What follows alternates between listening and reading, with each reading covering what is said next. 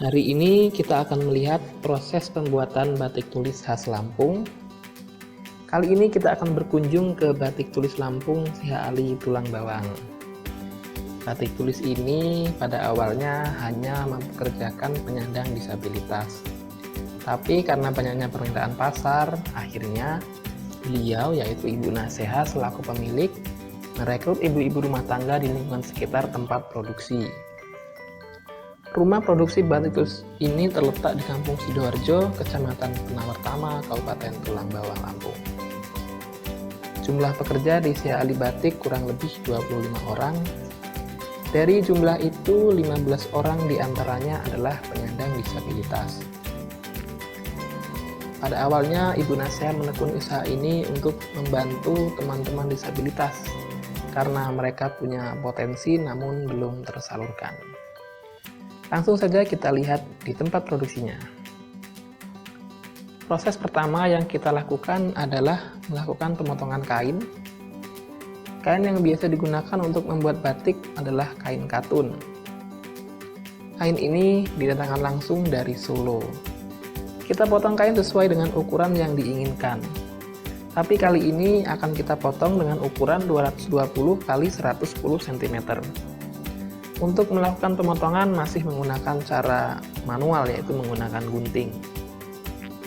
Harus dipastikan gunting yang kita pakai tajam, karena kalau tidak tajam nanti hasil potongannya kurang rapih. Setelah dipotong, kita buat pola atau desain batik di atas kertas. Untuk membuat desain ini bisa menggunakan bantuan komputer.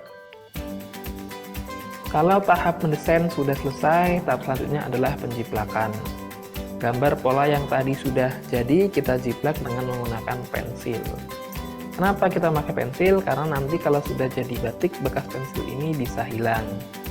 Untuk penjiplakan biasanya menggunakan bantuan kertas karbon, agar motif yang dibuat sama persis dan juga dengan bantuan kertas karbon akan mempercepat proses penjiplakan. Kain yang sudah selesai dijiplak kita bawa ke ruangan pencantingan. Di sini kain yang sudah ada jiplakan gambar bisa kita canting menggunakan lilin. Menurut saya pribadi, proses ini adalah proses yang paling sulit. Karena baik buruknya kualitas batik tergantung pada tingkat kerapian pencantingan. Selain itu, kita juga harus berhati-hati karena lilin yang digunakan dalam keadaan panas. Canting yang digunakan juga ada beberapa jenis tergantung kebutuhan. Tahap pertama dari proses pencantingan adalah mencanting motifnya. Setelah itu kita beri isian agar batik yang kita buat lebih indah. Setelah itu kita melakukan proses blok jika ada kain yang ingin diwarna menjadi putih.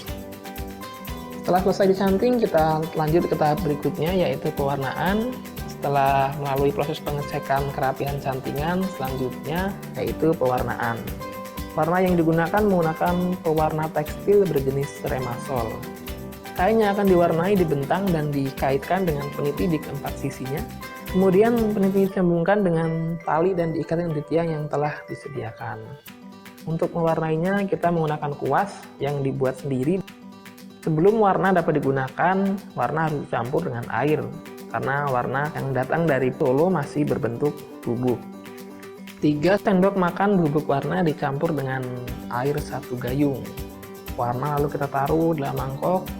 Kuas lalu dicelupkan ke dalam mangkok yang sudah diisi warna. Lalu dicoretkan ke atas kain mengikuti motif yang sudah dicanting. Pertama kita warnai bagian motifnya dulu. Setelah motifnya selesai, baru kemudian mewarnai dasarannya. Oh ya, perlu diperhatikan dalam mewarnai harus rata. Saat mewarnai disarankan kita harus melakukannya 2 orang agar tidak hilang ya. Setelah selesai diwarnai, kain ditunggu sampai kering tapi tidak boleh dijemur sinar matahari, hanya boleh diangin-anginkan di dalam ruangan.